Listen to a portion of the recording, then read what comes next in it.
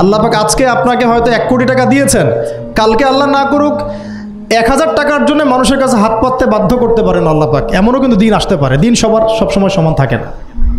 আজকে আপনার কাছে 1 কোটি টাকা আছে, কিছু মনে হচ্ছে না, কালকে কে জানে আল্লাহ না করুক যে 1000 টাকা কারো কাছে চাইতে হচ্ছে, 1000 টাকার জন্য ঠেকে গেছেন, হতে পারে না? তো রিজিককে মানুষ তাজিম না করলে রিজিক দূরে চলে যায়। দুটো বিষয় খেয়াল রাখবেন, দুটো বিষয়। এক হচ্ছে মাঝে মাঝে মনের মধ্যে কিছু আমল করার ইচ্ছা আসে না? মনে হলো যে আচ্ছা একটু 10টা আয়াত পড়ি, মনে আসে না মাঝে মাঝে? এমন মনে হয় না? ওই সময় এই যে মনের মধ্যে যে এই ইরাদাটা জাগ্রত হওয়া, এটাকে আমরা বলি ওয়ারিদ। অন্য ভাষায় আপনি বলতে পারেন মেহমান। কি বলতে পারেন? এটা আল্লাহর পক্ষ থেকে আপনার কলবের মধ্যে মেহমান হিসেবে এসেছে। এখন আপনি যদি আমলটা করেন, সেই মেহমান বারবার আপনার কলবে আসবে। যদি আপনি ওই সময় আমলটা না করেন, মেহমান চলে যাবে, মেহমান অসম্মানিত হলে পরে আর আসবে না। একইভাবে রিজিক আল্লাহ পাক দিয়েছেন, এর তাজিম যদি করতে পারেন রিজিক বেশি আসবে। রিজিকের তাজিম সম্মান করতে না পারলে রিজিক আসবে না, বেশি কমে যাবে। উসমান রাদিয়াল্লাহু আনহু সবচেয়ে ধনী ছিলেন না? কেন জানেন? কেন? এটা কি জানেন কেন ধনী ছিলেন? একে তো তিনি প্রচুর দান সদকা করতেন, এটা তো আপনারা জানেনই। আরেকটা জিনিস অনেকে জানে না, তিনি উটের পিঠে বসেছিলেন, কিছু একটা খাচ্ছিলেন, এই 2-1টা দানা পড়ে গেছে নিচে। উটের পিঠ থেকে নেমেছেন, নেমে সেই দানা উঠিয়েছেন, পরিষ্কার করেছেন, ধুয়েছেন, আবার খেয়েছেন। তার এই 2-4টা দানার কোনো কিন্তু মানে পরোয়া না করলেও চলে, তার প্রচুর অর্থ সম্পদ আছে। এত অর্থ সম্পদ যে তাবুক যুদ্ধের দিন 30,000 সেনাবাহিনীর দায়িত্ব নিয়েছেন। 30,000 সেনাবাহিনীর দায়িত্ব নিয়েছেন। সেনাবাহিনী যাবে, থাকবে, খাবে, তাঁবু টাঙাবে, সব দায়িত্ব তার। 30,000 সেনাবাহিনীর দায়িত্ব নেওয়া কি চারটাখানি কথা? তো এই সাহাবী এই কয়েকটা খাবারের দানা উঠিয়ে খেলেন। নবী সাল্লাল্লাহু আলাইহি ওয়াসাল্লাম বলেছিলেন যে তোমাকে আল্লাহ পাক রিজিক বাড়িয়ে দিবেন না কেন? তুমি রিজিকের যে তাজিম, যে সম্মান তুমি করো, এর বদৌলতে আল্লাহ পাক তোমাকে বেহিসাব রিজিক দিবেন। সব দুইটা বিষয় খেয়াল রাখবো। আমলের মেহমান হৃদয়ের মধ্যে আসলে তাকে ফিরায় না দেওয়া, তাহলে সেই মেহমান কিন্তু আর আসবে না। মেহমানকে মূল্যায়ন করলে মেহমান বারবার আসবেন ইনশাআল্লাহ। আর রিজিকের তাজিম না করলে রিজিক কিন্তু আপনার ঘরে বেশি বেশি আসবে না। এমনি তো হারামের যুগ, এমনি সুদের যুগ, এমনি ঘুষের যুগ। অলমোস্ট এভরি ফ্যামিলি সুদখোর এখন, অলমোস্ট এভরি ফ্যামিলি। মেয়ের স্পেশালি যারা শাশুড়ি টাইপের, আপনারা মাইন্ড করেন না, তাদের সাইকোলজি যে এতই নিচে নেমে গেছে এখন যে আমার মেয়ে জাহান্নামে যায় যাক, হ্যাঁ আমার মেয়ে জাহান্নামে যায় যাক, সমস্যা নাই, দুনিয়াতে সে যেন ভালো থাকে। এটা কেন বললাম? একটা সুদখোরের ঘরে তুলে দিতে সে দ্বিধাবোধ করতেছে না, একটা দুর্নীতিবাজের ঘরে তুলে দিতে দ্বিধাবোধ করতেছে না, একটা ঘুষখোরের ঘরে তুলতে দ্বিধাবোধ করতেছে না, হ্যাঁ একটা মানে কি বলবো মাদকসেবী, ড্রাগ এডিক্টেড বা এই যে আর কি বলবো ফাসেক জালেম, এই ধরনের ঘরে উঠাই দিতেও সে দ্বিধাবোধ করছে না। 5তলা বাড়ি চাই আমার, আর কি আমার মেয়ে 5তলা বাড়ি থেকে সুখে থাকবে। এই যে সুখের ডেফিনেশন এখানে দিয়েছেন আপনারা। এই জন্য কত হাজার হাজার মেয়ের জীবন নষ্ট করে দিয়েছেন আপনারা। আমার কথা মাইন্ড করে না, হাজার হাজার মেয়ের জীবন মায়েরা নষ্ট করে দিয়েছে, শুধুমাত্র মেয়েদের দুনিয়াবী সুখ এর সংজ্ঞাটা বুঝতে ভুল করার কারণে। এর নাম যদি সুখী হইতো তাহলে অমুসলিমরা সুখী না কেন? পশ্চিমারা সুখী না কেন?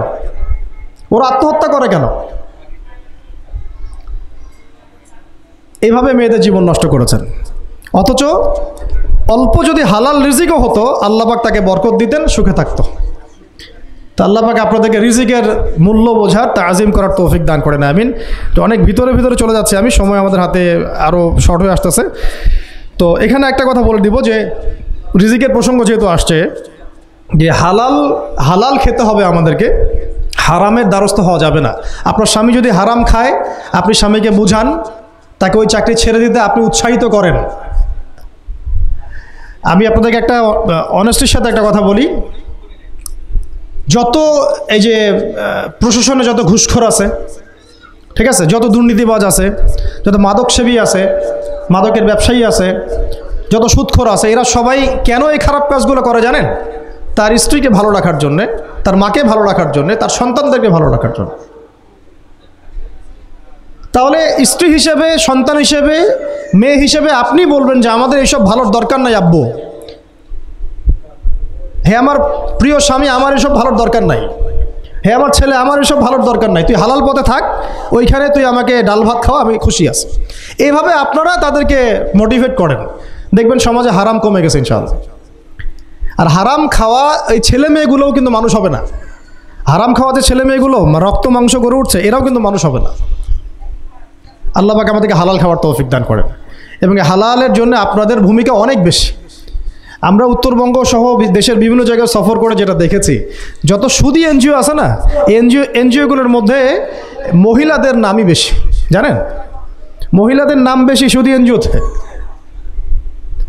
তো এই দাওয়াতগুলো আমরা মা বোনদেরকে দিতে চাই যে কোন অবস্থাতে যেন হারাম রিজিকের দিকে আপনারা না ধাবিত হন, এবং রিজিকে তাজিম করেন, পরিবারের মধ্যে হৃদ্যতা ভালোবাসা বজায় রাখেন, একে অপরকে বিশ্বাস সম্মান এবং শ্রদ্ধা করেন। ইনশাআল্লাহ তাআলা আপনাদের পরিবারও সুখী হবে, রিজিকও সুন্দর হবে, এবং রিজিকে বরকত হবে ইনশাআল্লাহ। এরপরে আমি আর দু একটা পয়েন্ট নোট করেছি, বলে শেষ করে দিচ্ছি যে এটা স্পেশালি আমি আমাদের ওইসব দিনই বোনদেরকে বলতে চাচ্ছি যে বোনেরা এখনও বিয়ে শাদী করেন নাই। সেটা হচ্ছে যে বিয়ে করার আগেই দিনের বেসিক লেখাপড়া শেষ করেন। এত পাগল হওয়ার দরকার নেই। আগে চরিত্র হেফাজত হচ্ছে না, রোজা রাখেন, ঠিক আছে? দিনই পড়াশোনা আগে শেষ না করে বিয়ে করতে যায় না। বহু আলেমা যারা মাদ্রাসা লাইনের ছাত্রী ছিল, দিনই পড়াশোনা শেষ না করে বিয়ে পিড়িতে বসার কারণে কেরিয়ার ধ্বংস হয়ে গেছে।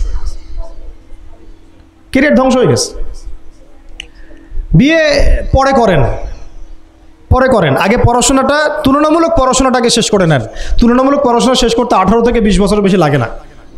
যদি আপনি শুরু থেকে শুরু করেন, একদম 18 থেকে 20 বছর হতে হতে আপনার পড়াশোনা মোটামুটি শেষ হয়ে যাবে।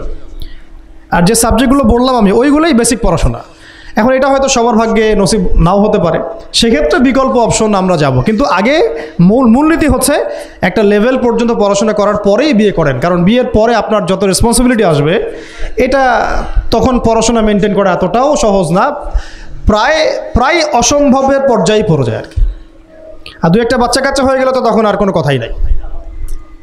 তাহলে আপনারা কি আমাদেরকে আয়েশা রাদিয়াল্লাহু আনহার মতো একটা প্রজন্ম দিতে পারবেন না? যদি এটা আপনাদের উদ্দেশ্য হয়, সেক্ষেত্রে কি পড়াশোনা শুরু থেকে করা উচিত না? এখন এই সুযোগটা আমাদের সব বোনদের সামনে হয়তো থাকে না, এই জন্য আমরা বললাম যে বিকল্প অপশনগুলোতে আপনারা দিন শেখার চেষ্টা করেন।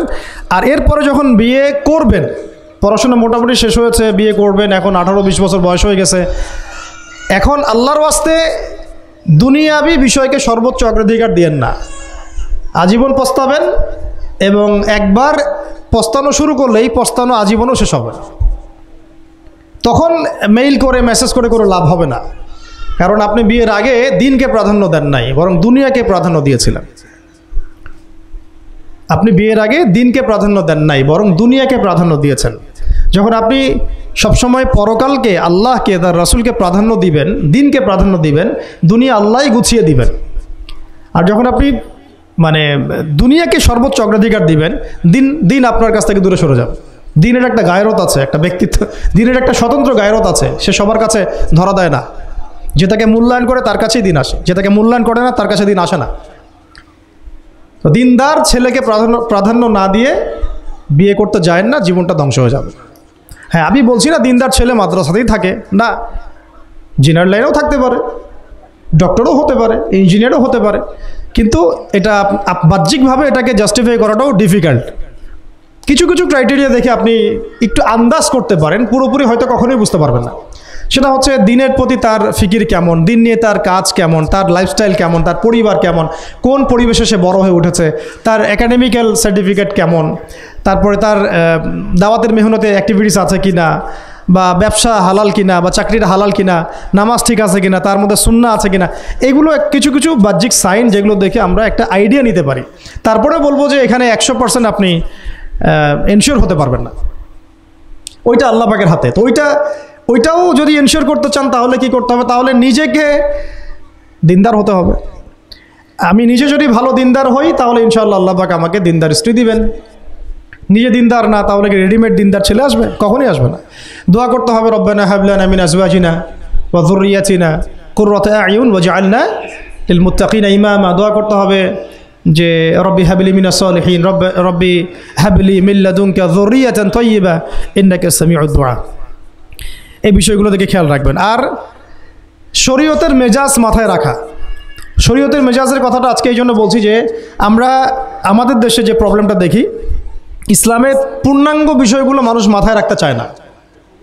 ইসলামে যেমন নামাজ, রোজা, হজ, যাকাত আছে, ইসলামে কিন্তু দাওয়াত, তাবলিগ, জিহাদও আছে, তাই না? ইসলামে কিন্তু শরিয়া আইনও আছে, হুদুদ, কিসাস আছে, ইত্যাদি আছে।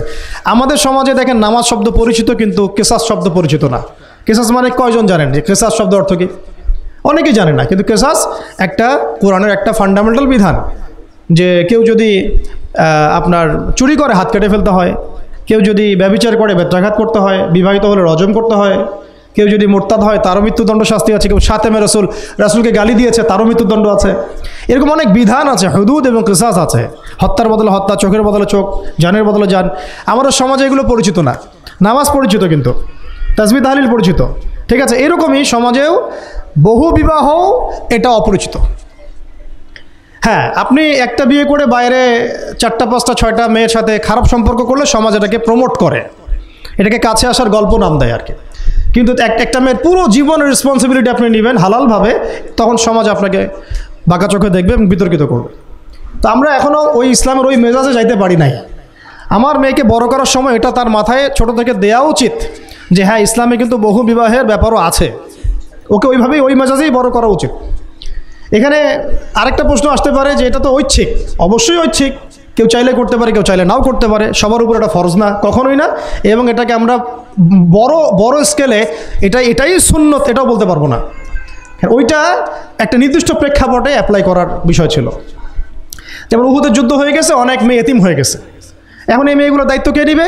বহু বিবাহের ব্যাপারটাতে আসলো তখন সূরা নিসার আয়াত যে তোমরা এখন পছন্দ হলে মাসনা সুলাসা রুবা করতে পারো। এটা কাউকে ফরজ করা হয় নাই, কারোর উপরে ফরজ করা হয় নাই। যার সামর্থ্য আছে তোমরা করতে পারো, খালাস। ওই মেয়েগুলোর দায়িত্ব নিয়ে নেওয়া হলো রাষ্ট্রীয়ভাবে, এবং তারা সম্ভ্রম পেল, সম্মান পেল, গার্ডিয়ানশিপ পেল, তাদের সমস্ত অধিকার ফিরে পেল। এটা ইসলামের একটা বিধান আছে। একেবারে এটাকে বাদ দিয়ে এটাকে অস্বীকার করা, কুফরি করলে কিন্তু কোরআনের সাথে আপনার কুফরি হয়ে যাবে। আপনার নিজস্ব রুচিবোধ থাকতে পারে যে আমি এটাকে পছন্দ করি না, সেটা আপনার ডিসিশন, এটা কোনো সমস্যার কিছু নাই। এমনকি ইসলাম আপনাদেরকে বলেছে যে মেয়ের অনুমতি ছাড়া তাকে বিয়েও দেওয়া যাবে না। সবার নিজস্ব জায়গা থাকতে পারে, কিন্তু ইসলামের প্রত্যেকটা বিধানকে মাথায় রাখা যে এটা ইসলামের একটা অংশ। না হলে আমরা অনেক সামাজিক সমস্যার সমাধান দিতে পারবো না। বাংলাদেশে এখন 6 লক্ষ মেয়ে আছে যারা এতিম, অবিবাহিতা, বিধবা, আরও বেশি। আমরা রাষ্ট্রীয়ভাবে তাদের কোনো ব্যবস্থা করতে পারবো না, সম্ভব না। তো এইখানে মেয়েদেরকে, যেহেতু মেয়েদের মধ্যে আমি কথাগুলো বলছি, এই জন্য আমি এই কথাটা টাচ করলাম যে ইসলামের পূর্ণাঙ্গ বিষয়গুলো আমাদের মাথার মধ্যে রাখা, যে আমাদের যেন এমন কোনো বিষয়কে অস্বীকার করে না বসি যেটা আবার আমাকে ইমান থেকে বের করে দিবে। আমার নিজের আমল না হতে পারে, আমি নিজে সেটা পছন্দ না করতে পারি, বা আমার মতামত থাকতে পারে, সেটা আলাদা ইস্যুস। কিন্তু ইসলামের বিধানগুলোকে আমরা কোনোভাবে যেন ডিনাই করতে না যাই, এটা আমাদের মাথায় রাখতে হবে। আর এটা সমাজের কল্যাণের জন্যই আল্লাহ রাব্বুল আলামিনের পক্ষ থেকে একটা এখতিয়ার দেওয়া হয়েছে। আর 2টা বিষয় বলে শেষ করে দিচ্ছি, সেটা হচ্ছে ওই যে ইলমের কথা বলেছিলাম শুরুতে, এর সাথে আমি আমার ব্যক্তিগত জীবন থেকে বলছি আর 3টা জিনিস ইলমের সাথে খুব বেশি কানেক্টেড, এটা মাথায় রাখবেন। একটা হচ্ছে আদব। একটা কি? আদব। আদব রক্ষা করতে না পারলে ইলম অর্জন করতে পারবেন না। তাই আদব রক্ষা করার জন্য আমাদেরকে ওই জেনারেল লাইনে পড়াশোনার মেজাজটা ত্যাগ করে আসতে হবে। আমরা ওইখানে যে মেজাজে পড়াশোনা করি, ওই মেজাজটা আমাদেরকে একটু কর্পোরেট হতে শেখায়। মানে আমি বেতন দিয়েছি 500 টাকা, আমি 500 টাকার ক্লাস পাইলাম না কেন, তাই না? মেজাজটা এরকম আর কি। অথচ এখানে ওস্তাদের দোয়া নেওয়ার জন্য আমাদেরকে সিরিয়ালে দাঁড়িয়ে থাকতে হবে। এটা হচ্ছে এই প্ল্যাটফর্ম, এটা হচ্ছে ওই অন্য জায়গা। এখানে একজন নবী হয়েও মুসা আলাইহিস সালাম যুগের পর যুগ হাঁটছেন এমন একজন ব্যক্তির সাক্ষাতের জন্য যিনি তার চেয়ে বেশি জ্ঞানী। তার নাম খিদর আলাইহিস সালাম, যিনি তাকে সাথে নিতে চাচ্ছেন না। তিনি বলছেন যে ইন্নাকা লান তাস্তাতিআ মাইয়া সাবরা, তুমি তো আমার সাথে ধৈর্য ধরতে পারবে না। কিন্তু মুসা আলাইহিস সালাম তারপরও চললেন, বারবার প্রশ্ন করলেন, কিন্তু শেষ পর্যন্ত সম্পর্ক কিন্তু নচ্ছেদ হয়ে গেল। মনে আছে কি? হাদিস সূরা কাহফের কথা বলছে। তো এটা হচ্ছে এই ইলমের জায়গাটা এমন একটা ইলমের জায়গা যেখানে আদব রক্ষা না করলে ইলম পাওয়া যাবে না। আরেকটা বিষয় হচ্ছে তাসকিয়া, ইলম অর্জন করে উস্তাদের কাছ থেকে দোয়া নেওয়া এবং আত্মশুদ্ধি অর্জন করা। মনের মধ্যে কোনো হিংসা না রাখা।